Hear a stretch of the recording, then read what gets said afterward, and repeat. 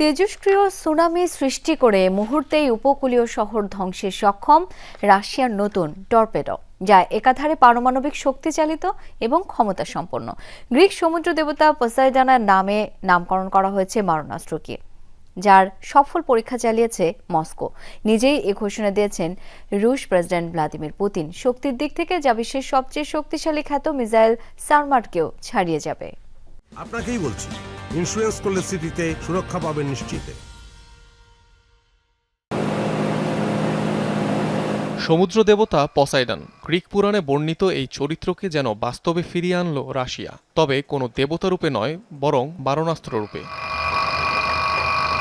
পোসাইডনের নামানুসারে পরীক্ষা চালানো এই অস্ত্র মূলত রাশিয়ার নতুন সুপার টর্পেডো, যেটি পরমাণু শক্তিচালিত এবং একই সাথে পারমাণবিক ক্ষমতা সম্পন্ন, যার একটিমাত্র বিস্ফোরণে ডুবে যেতে পারে সমুদ্র তীরবর্তী যে কোনো শহর।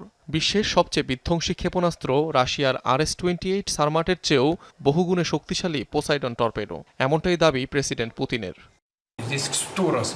পোসাইডনের শক্তি আমাদের সবচেয়ে উন্নত আন্তঃমহাদেশীয় ক্ষেপণাস্ত্র সারমাটের চেয়েও উল্লেখযোগ্যভাবে বেশি।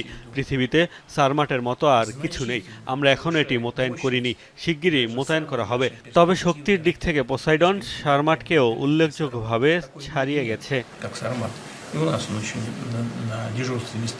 আশ্চর্যের বিষয় হলো, পোসাইডনে ব্যবহৃত নিউক্লিয়ার প্রপালশন ইউনিট পারমাণবিক চুল্লির তুলনায় 1000 গুণ ছোট। তবুও প্রচলিত চুল্লি চালু হতে যেখানে দিন কিংবা সপ্তাহ পর্যন্ত সময় নেয়, সেখানে এটি মিনিট অথবা সেকেন্ডের ব্যবধানেই সক্রিয় হয়। অন্তত এই দিক থেকে টর্পেডোটি পৃথিবীতে এক এবং অদ্বিতীয়, যেটিকে আটকানোর কোনো উপায় নেই। বাস্তবে পোসাইডন সম্পর্কে তথ্য পাওয়া দুষ্কর, তবে সামরিক বিশ্লেষকদের মতে এই টর্পেডোর পাল্লা আনুমানিক 10,000 কিলোমিটার।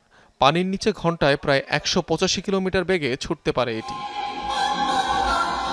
2018-19 সালেও পোসাইডনের ফিল্ড টেস্ট সম্পন্ন করে রাশিয়া। খুব শিগগিরই তা মোতায়েন করা হবে কৌশলগত গুরুত্বপূর্ণ স্থানে। অনিক রহমান, যমুনা নিউজ।